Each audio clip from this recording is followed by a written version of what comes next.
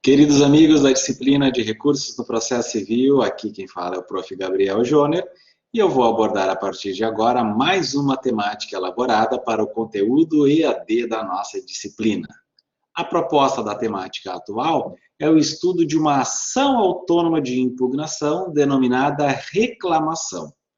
Muito embora a disciplina tenha como denominação os recursos no processo civil, nós não podemos deixar de ter em mente que existem outros remédios na sistemática processual, também destinada à impugnação das decisões judiciais, que não são propriamente recursos. Nós conhecemos a existência de um gênero denominado remédios recursais, entre os quais nós temos os recursos propriamente ditos, bem como as ações autônomas de impugnação. A reclamação se enquadra nessa segunda hipótese.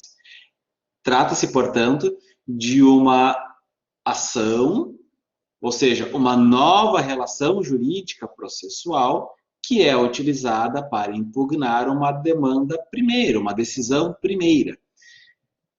Como nós vimos lá na parte da teoria geral dos recursos, esses se caracterizam por implicar na impugnação da decisão judicial dentro da mesma relação jurídica processual.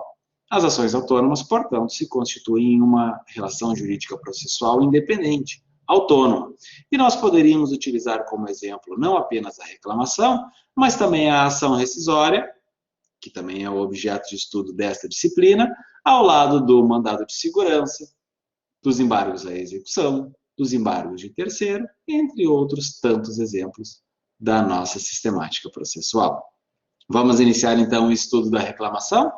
O material de apresentação está disponível para vocês como material básico desta temática e a proposta então é de analisar a reclamação, esta ação autônoma de impugnação. Conforme estabelece a legislação, a reclamação ela é originariamente interposta perante tribunais. Portanto, não há possibilidade de manejo da reclamação perante juízos de primeira instância. O objetivo desta ação autônoma de impugnação será de duas ordens. De um lado, preservar a competência do próprio tribunal, além de garantir a autoridade das suas decisões. Não é, como acabamos de falar, propriamente um recurso. É uma ação autônoma de impugnação, cuja natureza decorre do próprio texto constitucional. Segundo veremos logo a seguir, diversos são os dispositivos da Constituição, especialmente aqueles relacionados às competências dos tribunais, que prevêem a figura da reclamação. As consequências da reclamação podem ser de duas ordens.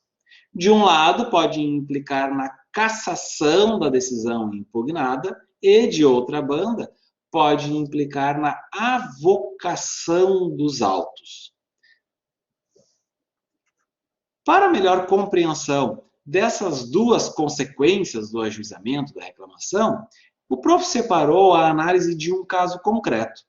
Tenho a percepção de que o estudo de um case facilitará a compreensão desta ação denominada reclamação.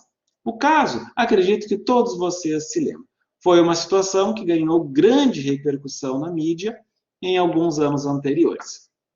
Trata-se daquela situação que envolveu a ex-presidente Dilma Rousseff, que havia encaminhado uma nomeação do ex-presidente Lula como ministro, né? E a grande situação foi que o juiz que presidia o processo criminal naquela oportunidade, o juiz Sérgio Moro, também amplamente conhecido e tanto comentado pelo noticiário, foi detectado no bojo de um procedimento criminal uma escuta telefônica. Nessa escuta telefônica, a ex-presidente, que estava se comunicando com o ex-presidente Lula, ela indicou que o senhor Luiz Inácio, então, receberia através de um mensageiro denominado Messias, acredito que os colegas devem se lembrar dessa situação, ele receberia essa nomeação como ministro e poderia utilizar essa notificação, então, quando fosse necessário. Independentemente de todas essas situações, o que nos traz aqui a análise é a observação estritamente técnica envolvendo este caso, ok? Por quê? Porque quando tomou conhecimento do diálogo envolvendo uma pessoa que era detentora de foro por prerrogativa de função, a então presidente da República, um juiz de primeiro grau não poderia mais atuar neste caso. Por quê? Porque a competência para análise desta situação seria do Supremo Tribunal Federal. E mesmo assim, o ex-juiz Sérgio Moro acabou determinando a publicação desta escuta telefônica. Em razão da decisão que determinou a publicidade dessa escuta telefônica, a então presidente da República ajuizou uma reclamação perante o Supremo Tribunal Federal, alegando a usurpação da competência da nossa Corte Constitucional. Eu separei para análise, meus amigos, a decisão liminar.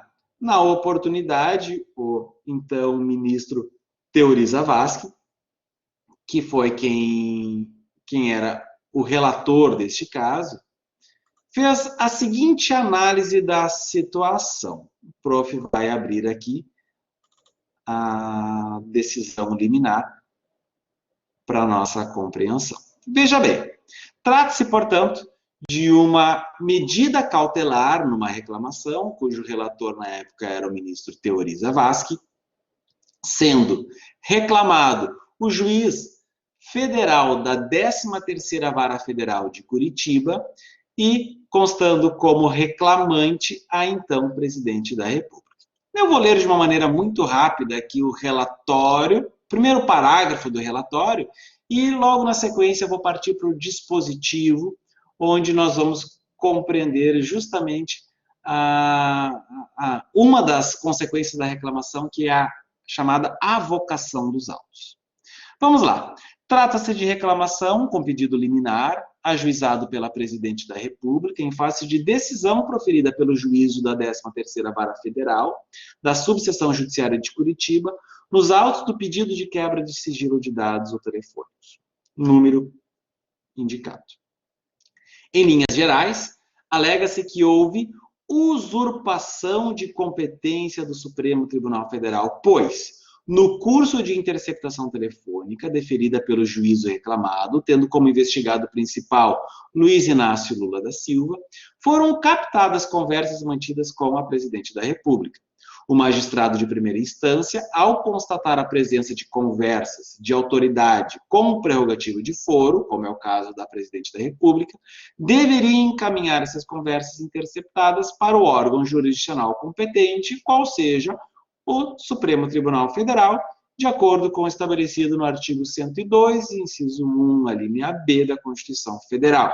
E a decisão de divulgar as conversas da Presidente, ainda que encontradas fortuitamente na interceptação, não poderia ter sido prolatada em primeiro grau de jurisdição, por vício de incompetência absoluta. Ou seja, a Constituição estabelece que uma das partes envolvidas, a Presidente da República, possui foro por prerrogativa de função, razão pela qual, a partir do momento que se constatou o diálogo envolvendo esta pessoa, deveriam os autos ter sido encaminhados para o Supremo Tribunal Federal, órgão competente para proferir qualquer decisão nesta situação.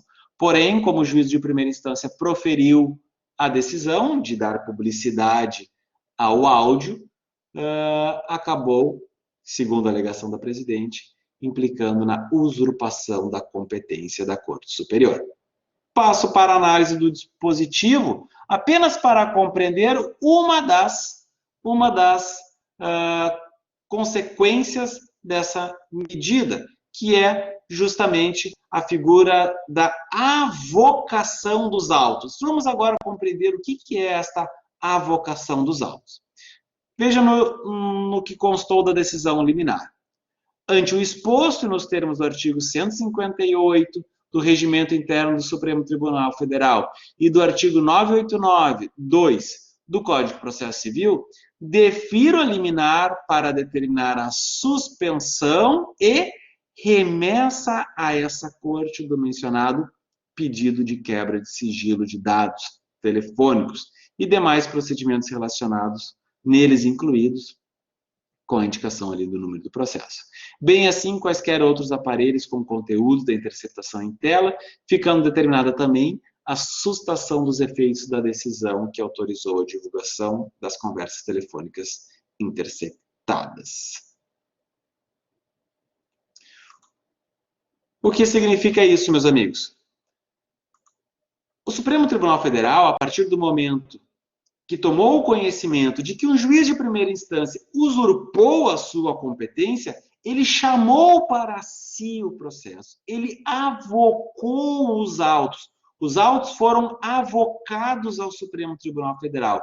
É como se o ministro, o relator, dissesse: encaminhe para mim estes autos, porque apenas eu é que tenho competência para analisá-los.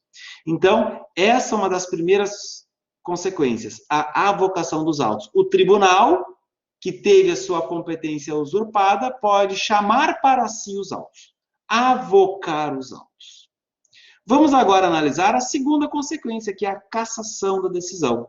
Para isso, vamos analisar o mesmo caso, porém a decisão definitiva. O que nós tínhamos analisado até então tinha sido meramente a decisão liminar. Volto a compartilhar a tela e vou mostrar para vocês, então, a decisão definitiva, cujo relatório julgo desnecessário ler, porque ele basicamente repete a mesma exposição que foi feita na decisão liminar. Como vocês podem ver, o relatório é praticamente o mesmo. Parto aqui para o dispositivo, apenas para a gente compreender o que significa a cassação da decisão. Veja bem, ante o exposto e na linha dos fundamentos adotados para decidir a medida liminar, julgo parcialmente procedente a reclamação para reconhecer a violação da competência do Supremo Tribunal Federal e cassar as decisões proferidas pelos juízos da 13ª Vara Federal da Subseção Judiciária de Curitiba, que determinaram o levantamento do conteúdo das conversas lá interceptadas e reconhecer a nulidade do conteúdo de conversas escolhidas após a determinação judicial de interrupção das interceptações telefônicas.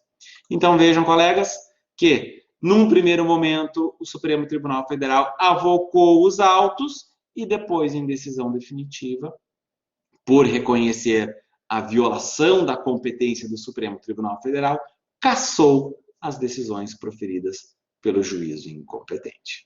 Então, aqui, a partir de um caso concreto, nós conseguimos compreender perfeitamente as duas consequências da reclamação.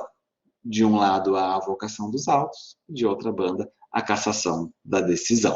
Mas isso não esgota o conteúdo desta ação. Vamos estudar as hipóteses de cabimento da reclamação. Esta é a proposta, então, que eu faço com vocês, porque as hipóteses de cabimento estão previstas no artigo 988 do novo CPC. São 4 hipóteses. Vamos estudar cada uma delas a partir de agora. A primeira, meus amigos, refere-se à preservação da competência do tribunal. Como nós vimos a partir do caso concreto, toda vez que a competência de um tribunal é usurpada por um órgão jurisdicional inferior, pode ser ajuizada, então, a reclamação com a alegação da usurpação da competência e o órgão jurisdicional superior fará a avocação dos autos.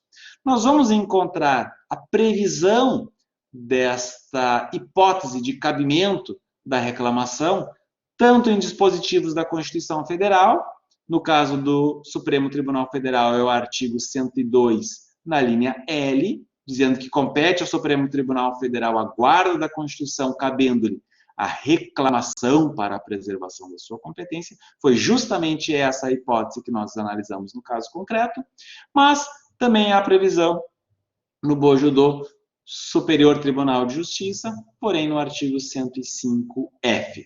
Para os demais tribunais, a competência está estabelecida no Código de Processo Civil, artigo 988, inciso 1. Vimos também que uma das hipóteses que viabilizam a interposição da reclamação é para garantir a autoridade da decisão do tribunal. É possível, meus amigos, que o tribunal, ao proferir uma decisão, quando da aplicação dessa decisão, encontre uma resistência pela parte que deveria cumprir a medida. Então, alguém se nega a cumprir uma ordem do tribunal. Em ocorrendo a negativa de cumprimento dessa decisão, pode ser ajuizada a reclamação para que o tribunal garanta a autoridade da sua decisão. Mas é preciso que se compreenda o seguinte: não basta simplesmente que a decisão não seja cumprida. Há necessidade de que ocorra uma efetiva resistência no cumprimento da decisão. Certo? Essa resistência, essa desobediência, pode se dar ou por um outro órgão jurisdicional ou até mesmo por um órgão administrativo. Claro, meus amigos, que em algumas situações a parte possui outras ferramentas para fazer cumprir a decisão. Então, é possível que se exija o prévio esgotamento das instâncias para fazer uso da reclamação. Imagine, meus amigos, que uma decisão do STF ou do STJ que não está sendo cumprida numa instância de primeiro grau de jurisdição, a parte pode simplesmente manejar o cumprimento de sentença. Claro, numa situação como essa, partir direto para a reclamação poderia faltar uma das condições da ação, que é o interesse de agir. Então, é possível que se exija o prévio esgotamento das instâncias. Se ainda assim estivermos diante de uma desobediência, se ainda assim houver a resistência ao cumprimento da ordem do tribunal, é possível o manejo da reclamação. A outra hipótese de cabimento é quando se desrespeita um enunciado de súmula vinculante. A Emenda Constitucional 45, que foi promulgada em 2004, foi uma emenda constitucional que trouxe diversas implicações para o Poder Judiciário. Essa mesma emenda constitucional, além de ter criado a súmula vinculante, criou figuras como a repercussão geral, ampliou a competência da Justiça do Trabalho, ampliou o rol de legitimados para o manejo das ações do controle concentrado de constitucionalidade, trouxe novidades no âmbito da competência da Justiça Federal. Então, essa Emenda Constitucional 45, ela realmente foi revolucionária no âmbito do Poder Judiciário.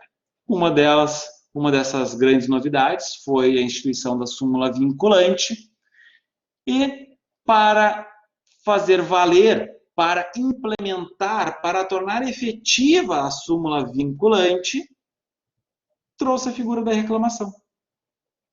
E, inclusive, o novo Código de Processo Civil, fazendo coro ao dispositivo constitucional, também trouxe a previsão do cabimento da reclamação para garantir a observância de enunciado de súmula vinculante, quando o Supremo Tribunal Federal, então, edita uma súmula vinculante e ocorre uma resistência, seja por um órgão jurisdicional, seja por um órgão administrativo, caberá, então, o manejo da reclamação.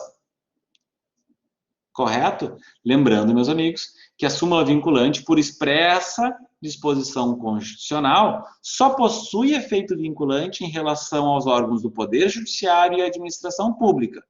O mesmo não ocorre com o Poder Legislativo. Se por acaso o Poder Legislativo, no manejo da sua atribuição típica, que é legislar, se por acaso ele editar uma lei contrária a uma súmula vinculante, o que as partes utilizarão não será uma reclamação, mas, evidentemente, uma ADIM, ou seja, uma ação direta de inconstitucionalidade. Uma lei que contraria um dispositivo constitucional viabiliza o manejo das ações de controle concentrado de constitucionalidade. Por falar em controle concentrado de constitucionalidade, nós devemos recordar que estas ações, tais quais a ADIM, a ADC, a ADPF, elas possuem efeito erga omnes, mas também possuem efeitos vinculantes. Portanto, todas as pessoas estão obrigadas a seguir os ditames estabelecidos pelo Supremo Tribunal Federal em controle concentrado de constitucionalidade. Trata-se, portanto, meus amigos, de um regramento geral que se aplica para casos futuros com observância obrigatória. Neste caso, meus amigos, se por acaso alguém deixar de cumprir o que foi estabelecido pelo Supremo Tribunal Federal em controle concentrado de constitucionalidade, caberá também a reclamação, tendo como objetivo assegurar a autoridade da decisão do Supremo Tribunal Federal. Concluindo as hipóteses de cabimento, uma das temáticas que serão abordadas ao longo desta disciplina de recurso no processo civil diz respeito aos incidentes nos tribunais. Nós vamos estudar o incidente de resolução de demandas repetitivas e o incidente de assunção de competências. Uma das consequências desses incidentes será a criação de teses vinculantes, conforme estabelecido lá no artigo 927 do Código de Processo Civil. Considerando que essas teses, denominadas por muitos doutrinadores como precedentes obrigatórios, esses precedentes precisam de ferramentas necessárias para a aplicação em casos concretos. Se por acaso uma tese ou um precedente obrigatório criado a partir de um IRDR, incidente de resolução de demandas repetitivas, ou a partir de um IAC, incidente de assunção de competências, se ele não for aplicado no caso concreto, se houver resistência pela aplicação do precedente, se houver obstáculos à sua efetiva implementação, estabelece o código que a parte beneficiária poderá também se valer da reclamação, com o objetivo, evidentemente, de garantir a autoridade da decisão emanada a partir destes incidentes. Certo? Evidentemente que para que caiba a reclamação, o órgão jurisdicional expressamente precisa indicar que está se negando a aplicar o precedente. Se há simplesmente uma omissão com relação à aplicação da tese, o remédio cabível é a oposição de embargos de declaração. Para concluir o estudo da reclamação, verifica-se que o próprio artigo 988 indica que ela poderá ser manejada tanto pelo Ministério Público ou pela parte que se sentir prejudicada pela não aplicação no precedente. No caso do controle concentrado de constitucionalidade, todos aqueles que se afirmem atingidos pela decisão contrária à ADIM, à ADC ou à ADPF, bem como no caso da súmula vinculante, poderão fazer uso da reclamação. Eu espero que esse conteúdo EAD tenha sido útil para a compreensão da temática e vejo vocês numa próxima videoaula. Um grande abraço, até mais.